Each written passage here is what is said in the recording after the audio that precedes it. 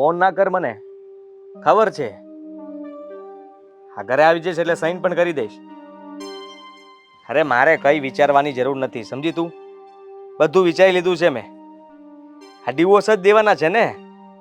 હા તો મારી કોઈ ના નથી, મારી હાથ છે. અરે હું તૈયાર જ છું. એમ પણ આજ સવારના ઝઘડા પછી મેં વિચારી જ લીધું હતું. સારું થયું સામેથી તારો ફોન આવી ગયો, બાકી મારે તને ફોન કરીને કેવું પડત. સમજી તું?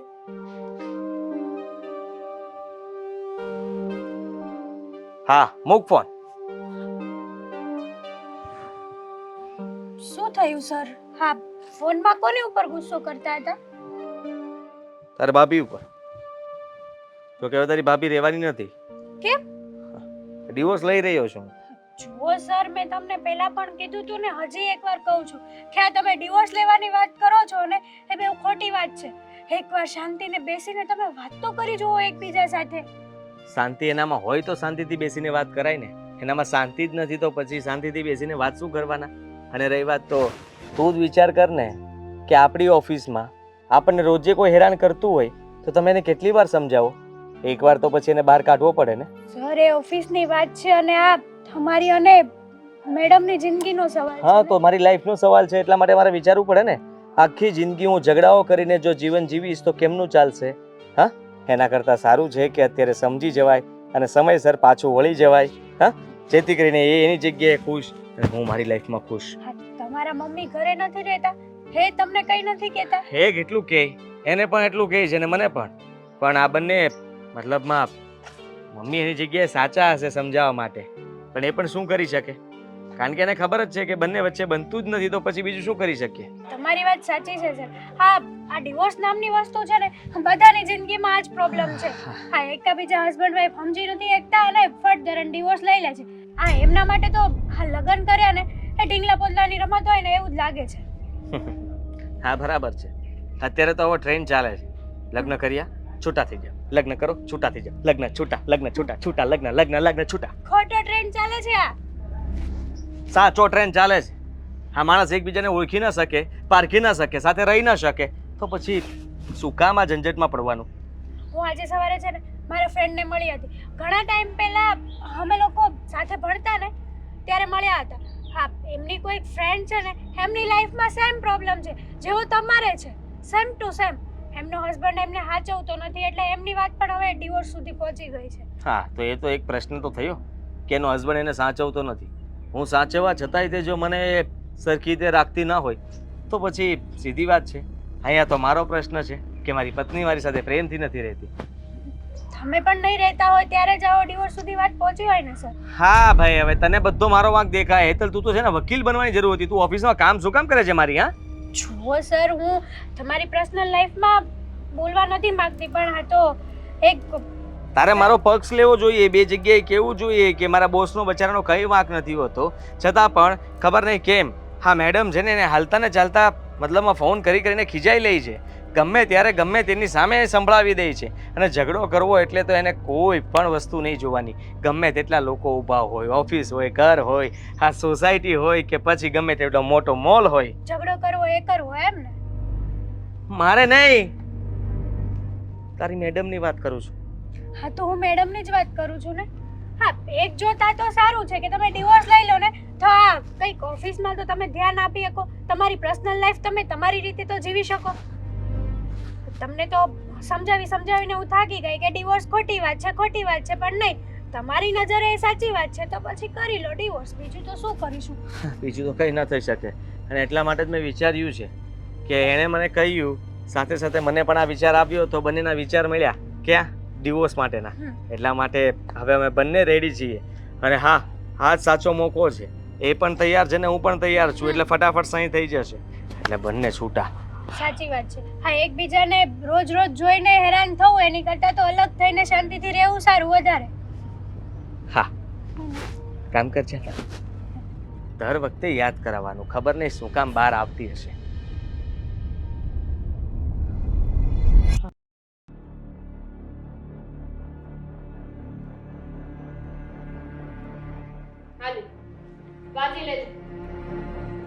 વાંચવાનું શું હોય?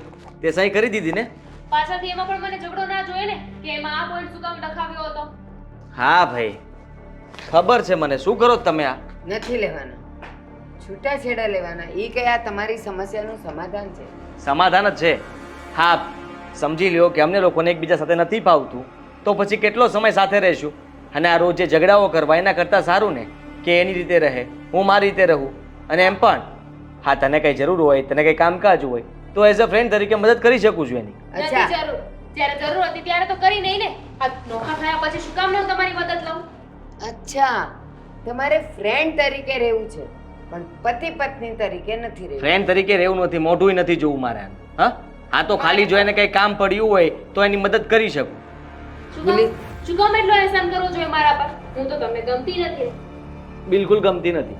પણ આ તો અહેસાન ન કહેવાય, પણ આ તો માણસને કંઈ કહેવાય નહીં ક્યારે કોની જરૂર પડી જાય. એટલા માટે કહું છું કે કદાચ મને પણ તારી જરૂર પડી શકે. તું કરે તો ઠીક છે. તો આદિ, તું એટલું સમજી શકે કે કોક દિવસ તને આની જરૂર પડી શકવાની છે, તો છૂટા શું કામ થાવ છો? પછી પગ ભારે થઈ જશે મદદ માંગવા માટે. બધાને બધું મળી જ રહી. હા, ભગવાને આવું લખ્યું હોય છે તો જ અમારા બંને વચ્ચે બનતું ના હોય ને. સીધી વાત છે. નથી એ મને સમજી શકતી કે હું એને નથી સમજી શકતો, તો પછી હા, સંબંધને આગળ વધારવાની કોઈ જરૂર નથી. અહીંયા જ પૂરું કરી નાખીએ. બધે ભગવાન નથી આવતો.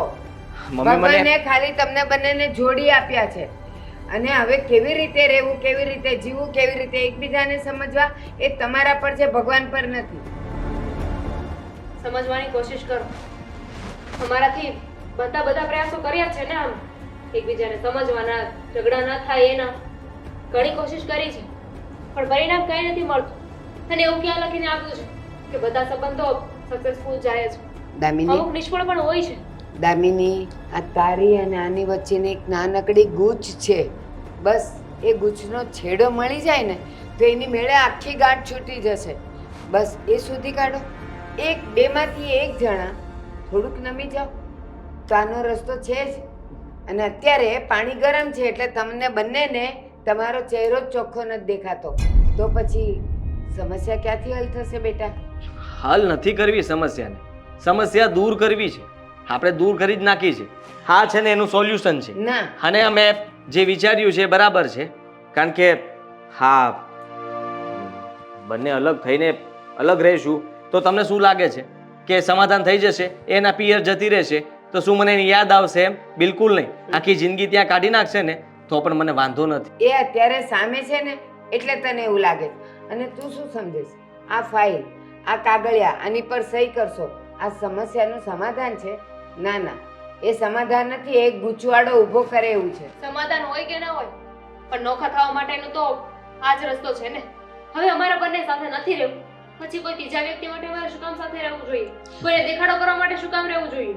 આમ પણ બાળક નથી એટલે વધારે સારું છે. જો બાળક હોત તો તમે એ પણ બોલી શકતા હોત.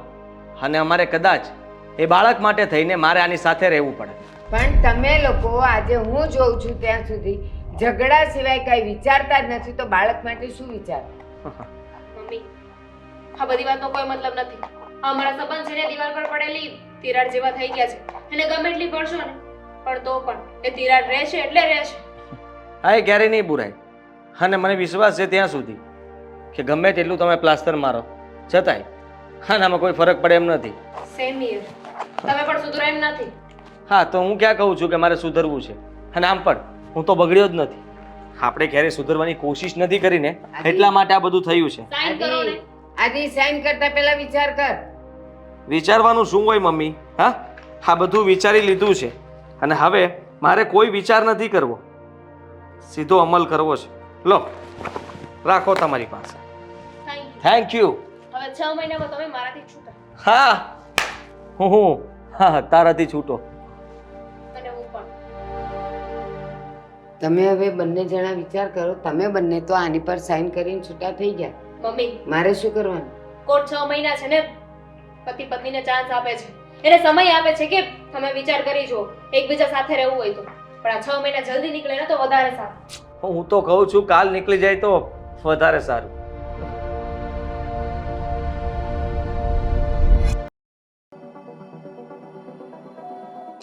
હવે અહીંયા બોલાવવાનું કોઈ ખાસ કારણ?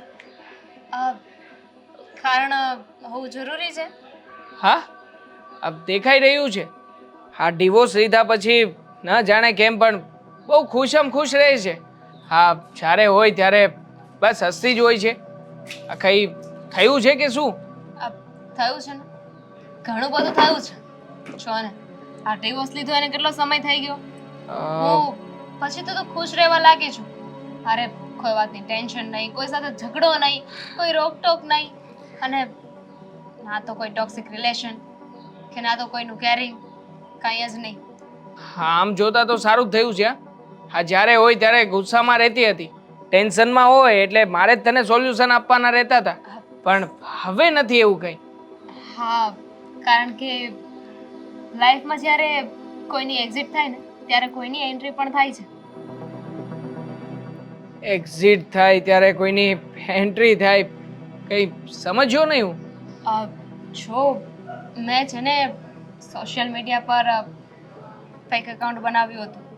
વાવ, ફેક એકાઉન્ટ બનાવ્યું છે? શું કામ પૂછી શકું? આઈ ડોન્ટ નો, મારું જૂનું એકાઉન્ટ હતું ને એ મેં બંધ કરી દીધું હતું, અને મને કોઈ ગોતી ના શકે ને, ખાસ કરીને આદિ, એટલે મેં ફેક એકાઉન્ટ બનાવ્યું. હવે એકાઉન્ટ બનાવ્યા પછી મારામાં એક છોકરાની રિક્વેસ્ટ આવી હતી. હા, જોકે એ છોકરાને મેં જોયો તો નથી, પણ એનો મેસેજ આવ્યો, મેં મેસેજ કર્યો. ધીરે ધીરે અમે બંને વાત કરી અને અમે બંને એકબીજાને સારી રીતે સમજવા લાગ્યા.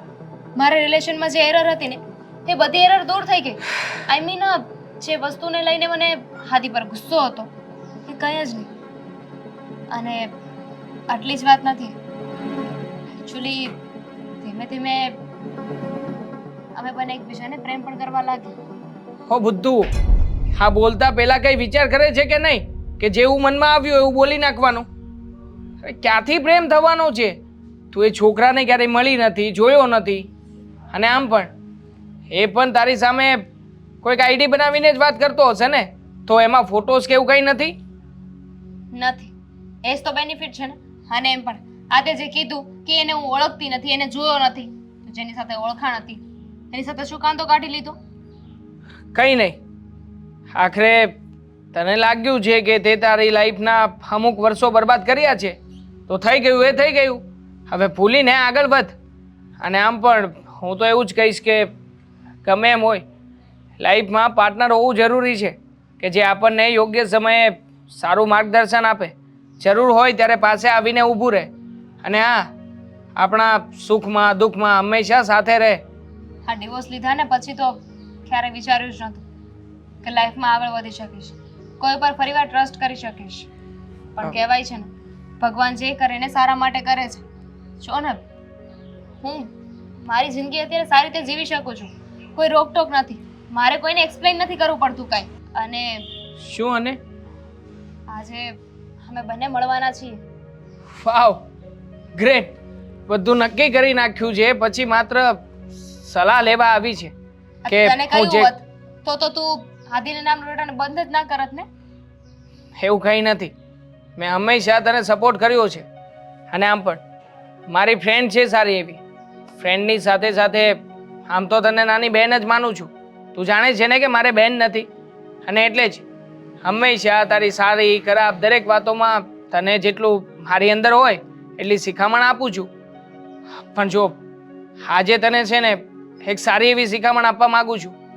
હવે જે છોકરાને મળવાની છે ને, એનું કંઈ પણ વસ્તુ, એનું બેકગ્રાઉન્ડ, પછી એ જે વાતો કરે છે બધી વાતો, પછી તને જેટલી પણ અત્યારમાં ઉમ્મીદો બતાવી છે, એ ભૂલ પાછી નહીં કરું. બસ એક્ઝેક્ટલી હા જ કહેવાનો હતો કે જે ભૂલ થઈ છે ને હવે બીજી વાર ન થાય, ધ્યાન રાખજે. નહીં થાય, કારણ કે આદિ કરતા ઘણો સારો છે. ઓકે, ભાઈ દેવે કેટલા સમયથી વાત કરતી હતી? 5 મહિનાથી. વાહ, great, all the best for new relationship. Thank you.